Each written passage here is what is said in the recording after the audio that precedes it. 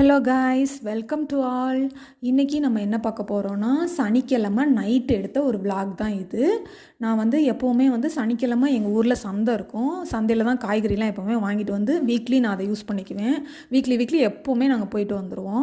ஓரளவுக்கு கொஞ்சம் பெரிய மார்க்கெட்டாகவே இருக்கும். மளிகை ஜாமான்லேருந்து எல்லாமே வச்சுருப்பாங்க. ஃப்ரூட்ஸு எல்லாமே வச்சுருப்பாங்க. எது வேணுமோ நம்ம வாங்கிட்டு வந்துக்கலாம். எனக்கு தேவையானதை மட்டும் நான் மோஸ்ட்லி காய் தான் வாங்குவேன். கொஞ்சம் ஃப்ரூட்ஸும் வாங்குவேன்.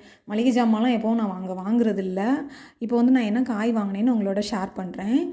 மெயினாக நான் மார்க்கெட்டுக்குள்ளே போனோடனே முதல்ல வாங்குறது இந்த பட்டர் பீன்ஸ், சோயா பீன்ஸ், பட்டாணி ஏதாச்சும் இருக்குதான்னு நான் பார்ப்பேன். அதை நான் ஃபஸ்ட்டு எப்போவுமே வாங்கிடுவேன். இந்த மார்க்கெட்டை பொறுத்த வரைக்கும் ப்ரைஸ்லாம் கொஞ்சம் கம்மியாகவே தான் இருக்கும்.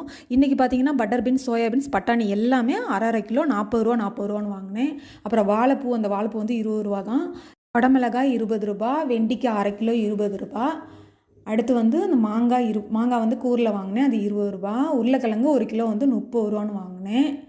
சில காயை கூரில் இருக்கதான் வாங்கிக்குவேன், ஒரு சில காய் கிலோ கணக்கில் வாங்கிக்குவேன்.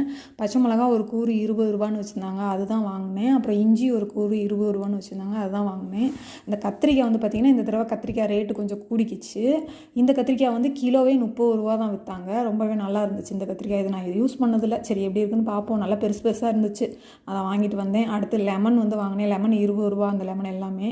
இந்த முட்டைக்கோசும் 20 ரூபா தான். அப்புறம் மல்லித்தலை ஒரு கட்டு, அவ்வளோதான். இது மட்டும் தான் நான் வாங்கினேன். எல்லாம் பார்த்தீங்கன்னா இது ஒரு 350 ரூபா வந்துச்சு. நீங்கள் காய்கறி எவ்வளோக்கு வாங்குவீங்கன்னு எனக்கு கமெண்ட் பண்ணுங்கள். இந்த வீடியோ உங்களுக்கு பிடிச்சிருந்தா லைக் பண்ணுங்கள், சப்ஸ்கிரைப்